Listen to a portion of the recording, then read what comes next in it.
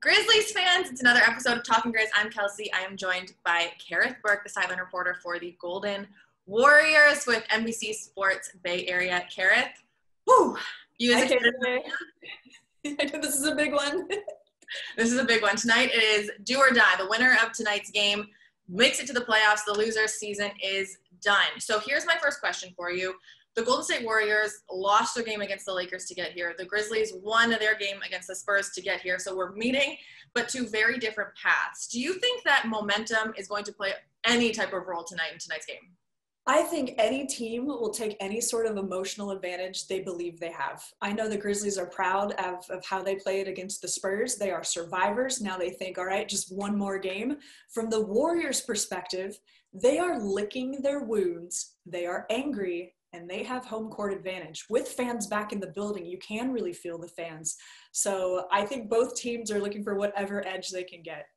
And I think along with the home court advantage, all 5 of the first play-in games have all been won by the home team. So we're hoping to break that. I know you guys are probably like, okay, let's keep that roll going. So we also did play Golden State like this week, like just a few days ago to end the regular season. The Warriors shot like 50% from the field. The Grizzlies like 24% from beyond the arc. It was very lopsided, but the Warriors are a team that shoots a lot. They're also a team that makes a lot, and they kind of bait other teams a lot of the time to take those shots as well. How do the Warriors make teams so uncomfortable? Oh gosh, I think it starts with guarding Steph Curry. You have to have, your defensive mind on first. And then the Warriors defense as well has risen to top 5 in the NBA. So they're just good at making people uncomfortable. And then do teams try to adjust by doing things that aren't really part of the hallmark of their offense? Last game, the Warriors had 15 threes. The Grizzlies had 6. Are the Grizzlies going to feel the pinch?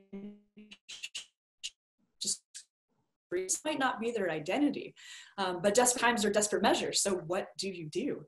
It's a hard question. It's a hard question to answer. Do you stick with who you are, or do you try, you throw the whole kitchen sink at it because this is the game that determines your season? Yeah, and I guess it's a hard question too, because if it was an easy one, coaches would have the game plan like that.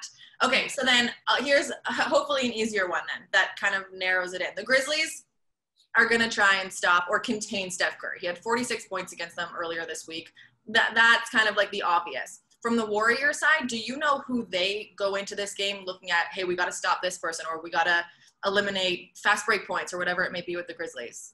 Yeah, I think they're looking at what Dillon Brooks has been doing lately as a two-way player. I remember that he frustrated Steph in that game, at least in the first half. He was guarding him like a shadow, full court. And I think they know that Dillon is a really intense competitor who can score as well. The Warriors also have a trouble spot with rebounding because they've been playing small with an 8-man rotation. So someone like Jonas Valanciunas really chews them up on the boards. He's bigger than Kevon Looney and Draymond Green, so he can really be a bully down there. Now, the other side of this, because there's always a give and take in basketball, is when Valanciunas is on the floor, the Warriors feel like they can exploit him in a high pick and roll for Steph because he can just go right by. You know what I mean? So I forgot what your question was. But there's always like if they do this, we do that. It's the most epic chess game. All right, this is going to be so fun tonight.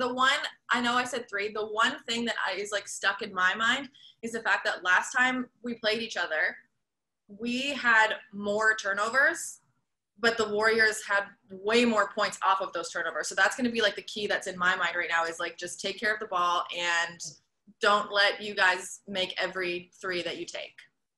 Well, when you have Steph Curry, the best shooter in the game, the scoring champ, an MVP candidate, every team in the league has had trouble guarding him. So don't beat yourself up on that. But, if you're talking about turnovers, that's been a trouble spot for the Warriors too. Turnovers, fouling, they help their opponents stay in the game. So this one has to be so tight with both teams taking care of the ball and playing to their identity to see who perseveres.